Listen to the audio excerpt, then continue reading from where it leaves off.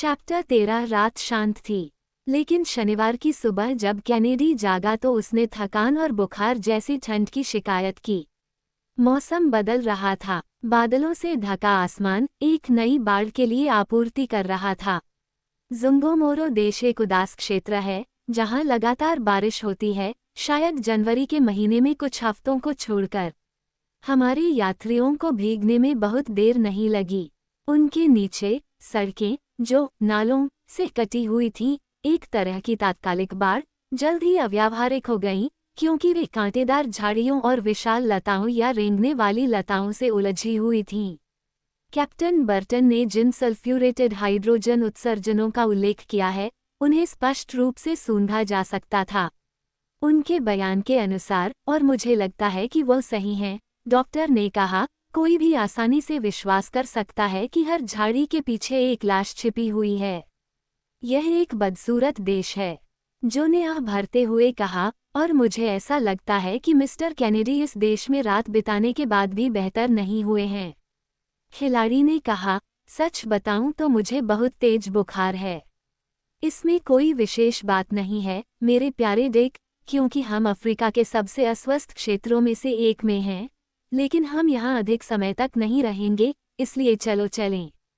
जो द्वारा किए गए कुशल संचालन के कारण लंगर खुल गया और जो सीढ़ी के सहारे कार में वापस चढ़ गया। डॉक्टर ने जोर से गैस बढ़ाई और विक्टोरिया ने तेज हवा के साथ अपनी उड़ान फिर से शुरू कर दी। केवल कुछ बिखरी हुई झोपड़ियां ही महामारीकारी धुंध के कारण दिखाई दे रही थीं, लेकिन देश की सूरत जल्द ही बदल गई, क्योंकि अफ्रीका में अक्सर ऐसा होता है कि कुछ सबसे अस्वस्थ जिले कुछ ऐसे जिलों के निकट स्थित होते हैं जो पूरी तरह से स्वास्थ्यप्रद होते हैं। कैनेडी स्पष्ट रूप से पीड़ित थे, तथा बुखार उनके सशक्त शरीर पर हावी हो रहा था। हालांकि बीमार पड़ना ठीक नहीं है, वह बड़बड़ाया, और यह कहते हुए उसने खुद को एक कंबल में लपेट लिया और शामियाने के नीचे लेट गया। डॉक्टर ने कहा, थोड़ा धैर्य रखो, डिक, और तुम जल्द ही इससे उबर जाओगे। चलो इसे भूल जाओ। अगैद, सैमुअल, अगर तुम्हारे पास अपनी यात्रा पेटी में कोई ऐसी दवा है जो मुझे फिर से अपने पैरों पर खड़ा कर सकती है, तो उसे बिना देर किए ले आओ। मैं अपनी आंखें बंद करके उसे निगल जाऊंगा। ओह, मैं इससे भी बेहतर कर सकता हूँ, दोस्त डिक, क्योंकि मैं तुम्हें एक ऐसी ज्वरनाशक दवा दे सकता हूँ जिसकी कोई कीमत नहीं होगी। और आप ये कैसे करेंगे? बहुत आसानी से। मैं बस तुम्हें इन बादलों से ऊपर ले जा रहा हूँ जो अब हम पर छा रहे हैं, और तुम्हें इस घातक वातावरण से निकालूंगा। मैं हाइड्रोजन को फैलाने के लिए सिर्फ 10 मिनट मांगता हूँ। मुश्किल से 10 मिनट बीते थे कि यात्री देश की बरसाती पट्टी से आगे निकल गए। अभी थोड़ा इंतजार करो, डिक, और तुम्हें शुद्ध हवा और धूप का असर महसूस होने लगेगा। तुम्हारे लिए एक इलाज है। जो ने कहा, क्यों? यह अद्भुत है। नहीं, ये तो स्वाभाविक है। ओह, स्वाभाविक, हाँ, इसमें कोई संदेह नहीं। मैं डिक को अच्छी हवा में ले जाता हूँ, जैसा कि डॉक्टर हर दिन यूरोप में करते हैं, या जैसे मैं मार्टिनिक में एक मरीज को पीत ज्वर से छुटकारा पाने के लिए उस द्वीप पर एक ऊंचे पहाड़ पिटोन्स पर भेजता हूँ। आह, भगवान की कसम, ये गुब्बारा एक स्वर्ग है। कैनेडी ने कहा, पहले से ही बहुत बेहतर महसूस कर रहा था। वैसे भी, यह उसी ओर ले जाता है। जो ने काफी गंभीरता से उत्तर दिया। यह एक विचित्र दृश्य था, बादलों का वह ढेर, उस पल, उनके नीचे दूर तक जमा हो गया। वाष्प एक दूसरे पर लुढ़कते हुए, और शानदार चमक के भ्रमित द्रव्यमानों में एक साथ मिल जाते थे, क्योंकि वे सूर्य की किरणों को परावर्तित करते थे। विक्टोरिया 4000 फीट की ऊंचाई पर पहुंच गया था, और थर्मामीटर तापमान में एक निश्चित कमी का संकेत दे रहा था। नीचे की जमीन अब दिखाई नहीं दे रही थी। पश्चिम की ओर 50 मील दूर, माउंट रूबेहो ने अपनी चमकदार चोटी को उठाया, जो पूर्वी देशांतर 36 डिग्री 20 मिनट में ओगोगो देश की सीमा को चिन्हित करता है। हवा 20 मील प्रति घंटे की दर से बह रही थी, लेकिन विमान यात्रियों को इस बढ़ी हुई गति का कोई एहसास नहीं हुआ। उन्होंने कोई झटका नहीं देखा, और उन्हें गति का बिल्कुल भी एहसास नहीं था। 3 घंटे बाद, डॉक्टर की भविष्यवाणी पूरी तरह सच साबित हुई। कैनेडी को अब बुखार की एक भी कपकपी महसूस नहीं हुई, बल्कि उसने बढ़िया भूख के साथ नाश्ता किया। ये कुनैन सल्फेट से भी बेहतर है, ऊर्जावान स्कॉट ने पूरे जोश और संतुष्टि के साथ कहा। निश्चित रूप से, जो ने कहा, जब मैं बूढ़ा हो जाऊंगा तो मुझे यहीं सेवानिवृत्त होना पड़ेगा। सुबह करीब 10 बजे वातावरण साफ हो गया, बादल छंट गए और नीचे का इलाका फिर से दिखाई देने लगा। इस बीच विक्टोरिया तेजी से नीचे उतर रही थी। डॉक्टर फर्ग्यूसन एक ऐसी धारा की तलाश में थे जो उन्हें उत्तर पूर्व की ओर ले जाए, और उन्होंने इसे जमीन से करीब 600 फीट की दूरी पर पाया। देश और भी अधिक उजाड़ और यहाँ तक कि पहाड़ी होता जा रहा था। जुंगोमोरो जिला पूर्व में उस अक्षांश के आखिरी नारियल के पेड़ों के साथ दृष्टि से ओझल हो रहा था। कुछ ही समय में एक पर्वत श्रृंखला की चोटियां और भी स्पष्ट रूप से उभर आईं। यहाँ वहाँ कुछ चोटियां उभर आईं, और हर पल उभरने वाले नुकीले शंकुओं पर नजर रखना जरूरी हो गया। कैनेडी ने कहा, हम ठीक ब्रेकर्स के बीच में हैं। शांत रहो, डिक, हम उन्हें नहीं छुएंगे, डॉक्टर का शांत जवाब था। ये यात्रा करने का एक मजेदार तरीका है, वैसे भी, जो ने हमेशा की तरह उत्साह के साथ कहा। वास्तव में, डॉक्टर ने अपने गुब्बारे को अद्भुत कुशलता से संभाला। अब, अगर हमें उस भीगी हुई मिट्टी पर पैदल चलने के लिए मजबूर किया जाता, उन्होंने कहा, तो हम अभी भी एक खतरनाक कीचड़ में घिसकते हुए चल रहे होते। ज़ांज़ीबार से हमारे जाने के बाद से, हमारे आधे बोझा ढोने वाले जानवर थकान से मर चुके होते। हम खुद भूतों की तरह दिखने लगते, और निराशा हमारे दिलों पर हावी हो जाती। हमें अपने गाइड और पोटरों के साथ लगातार झगड़ना पड़ता, और पूरी तरह से उनकी बेलगाम क्रूरता के सामने झुकना पड़ता। दिन के समय, एक नम, भेदने वाली, असहनीय आर्द्रता। रात में, अक्सर असहनीय ठंड, और एक प्रकार की मक्खी का डंक, जिसके काटने से सबसे मोटे कपड़े भी भेद जाते हैं, और पीड़ित पागल हो जाता है। ये सब, जंगली जानवरों और क्रूर मूल जनजातियों के बारे में कुछ भी कहे बिना। मैं प्रस्ताव करता हूं कि हम इसकी कोशिश न करें, जो ने अपने विनोदपूर्ण अंदाज में कहा। मैं कुछ भी बड़ा चढ़ाकर नहीं कह रहा हूं, फर्ग्यूसन ने आगे कहा, क्योंकि ऐसे यात्रियों के आख्यान पढ़कर, जिन्होंने इन क्षेत्रों में जाने का साहस किया है, आपकी आंखें आंसुओं से भर जाएंगी। लगभग 11 बजे वे इमेंज बेसिन के ऊपर से गुजर रहे थे, और आसपास की पहाड़ियों पर बिखरी जनजातियां अपने हथियारों से विक्टोरिया को डराने धमकाने में लगी हुई थीं। अंत में, वह देश की आखिरी ढलानों तक पहुंच गई जो रूबेहो से पहले आती हैं। ये उसाग्रा के पहाड़ों की आखिरी और सबसे ऊंची श्रृंखला बनाती हैं। विमान यात्रियों ने देश की भू-आकृति संरचना का सावधानीपूर्वक और पूरा ध्यान रखा। उल्लिखित 3 शाखाएं, जिनमें से दुतुमी पहली कड़ी है, विशाल अनुदध्या मैदानों द्वारा अलग की गई हैं। ये ऊंचे शिखर गोल शंकुओं से बने हैं, जिनके बीच मिट्टी पत्थरों के अनियमित ब्लॉकों और बजरीदार पत्थरों से भरी हुई है।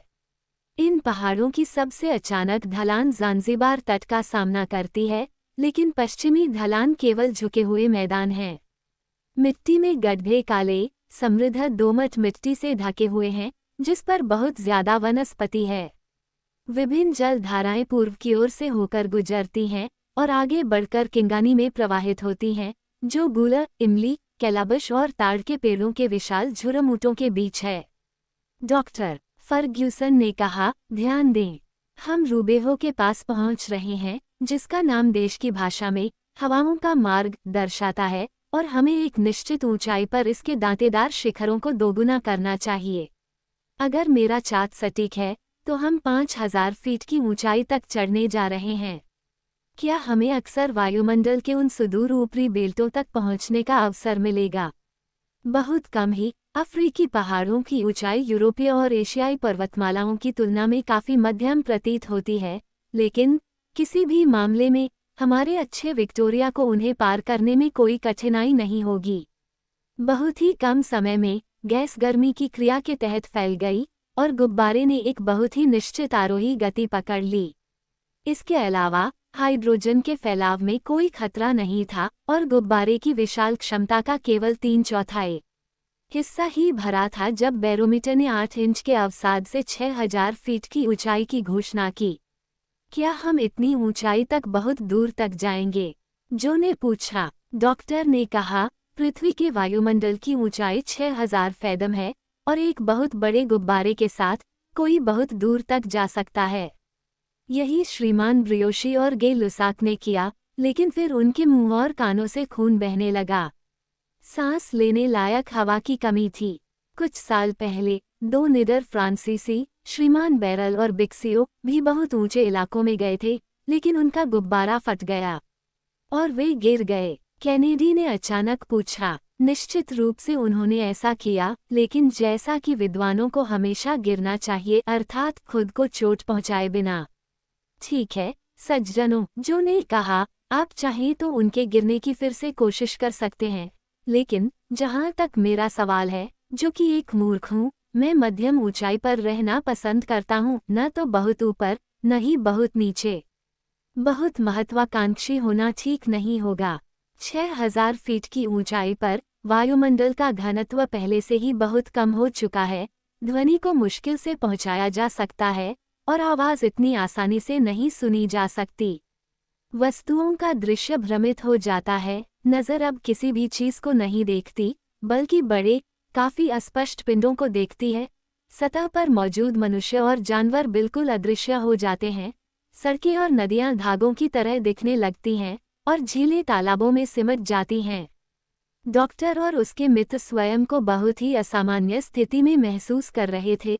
अत्यधिक वेग का वायुमंडलीय प्रवाह उन्हें शुष्क पर्वतों के पार ले जा रहा था, जिनके शिखरों पर बर्फ के विशाल मैदान देखने वालों को आश्चर्यचकित कर रहे थे, जबकि उनकी ऐंठन भरी स्थिति विश्व के अस्तित्व के प्रारंभिक युग में टाइटैनिक पीड़ा की याद दिला रही थी। सूरज अपने चरम पर चमक रहा था और उसकी किरणें उन एकाकी चोटियों पर सीधी पड़ रही थीं। डॉक्टर ने इन पहाड़ों का सटीक डिजाइन बनाया, जो लगभग एक सीधी रेखा में 4 अलग अलग लकीरें बनाते हैं, जिनमें सबसे उत्तरी सबसे लंबी है। विक्टोरिया जल्द ही रूबेहो के सामने की ढलान से नीचे उतरी, जो जंगलों से ढकी हुई एक ढलान को छूती हुई थी और बहुत गहरे हरे पत्ते वाले पेड़ों से भरी हुई थी। फिर ओगोगो देश से पहले रेगिस्तान की तरह चोटियां और खड्डे थीं, और नीचे पीले मैदान थे, जो भीषण गर्मी से सूखे और फटे हुए थे, और यहाँ वहाँ खारे पौधों और कांटेदार झाड़ियों से भरे हुए थे। कुछ झाड़ियाँ, जो आगे चलकर जंगल बन गईं, क्षितिज को सुशोभित कर रही थीं। डॉक्टर जमीन के पास गया, लंगर बाहर फेंक दिए गए, और उनमें से एक जल्द ही एक विशाल गूल की शाखाओं में फंस गया, जो पेड़ से नीचे फिसलते हुए सावधानी से लंगर को बांध दिया, और डॉक्टर ने गुब्बारे में पर्याप्त आरोही बल बनाए रखने के लिए अपने सिलेंडर को एक निश्चित सीमा तक काम करने दिया ताकि वह हवा में बना रहे। इस बीच हवा अचानक बंद हो गई थी। अब फर्ग्यूसन ने कहा, 2 बंदूकें ले लो, दोस्त डिक, एक अपने लिए और एक जो के लिए, और तुम दोनों मृग के मांस के कुछ अच्छे टुकड़े लाने की कोशिश करो, वे हमारे लिए एक अच्छा भोजन बनाएंगे। शिकार पर जाओ, कैनेडी ने प्रसन्नतापूर्वक कहा। वह तेजी से कार से उतरा और नीचे उतरा, जो एक शाखा से दूसरी शाखा पर झूल रहा था और इस बीच अपने अंगों को फैलाते हुए नीचे उसका इंतजार कर रहा था। हमारे बिना मत उड़ जाना, डॉक्टर, जो चिल्लाया। मेरे बेटे, डरो मत, मैं पूरी तरह से बंधा हुआ हूँ। मैं अपने नोट्स को सही करने में समय बिताऊंगा।